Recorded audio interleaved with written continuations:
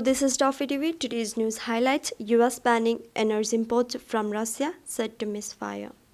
US President Joe Biden announced on Tuesday a ban on imports of Russian oil, natural gas, and coal in response to the conflict between Russia and Ukraine. While Biden said that this is a step that we are taking to inflict further pain on Russia, the move seems more likely to drive up energy prices, which will not only harm the US economic recovery from COVID-19 but also deal a major blow to the global economy.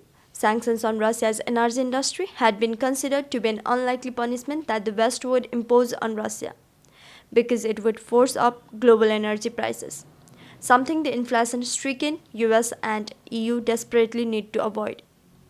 At a time when the US is struggling with soaring inflation and high gasoline prices, it is anything but sensible for the Biden administration to voluntarily cut off any important source of its oil supply. The US imported more than 20.4 million barrels of crude and refined products a month on average from Russia in 2021, about 8% of US liquid fuel imports, according to the Energy Information Administration. A direct consequence of the energy sanctions will probably see energy prices and the prices of all energy-related products surge to unprecedented highs. The unknown impact on US economy may make one wonder whether Biden's administration ban is aimed at punishing American people instead of Russia. What's worse, the US-led Western sanctions against Russia's energy sector may push the global economy into perilous, uncharted waters.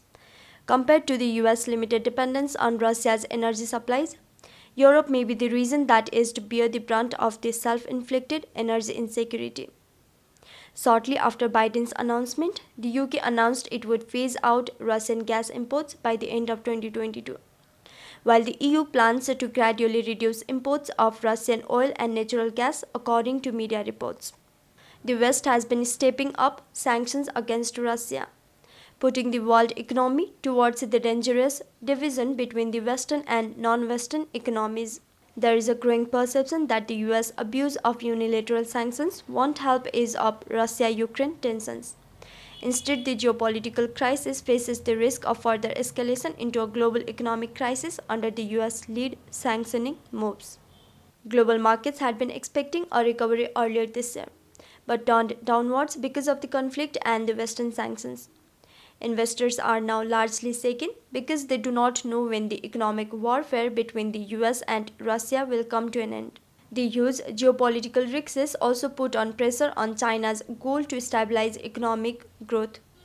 This is why China continues to hope that Russia and Ukraine could resolve their differences through talks at the earliest.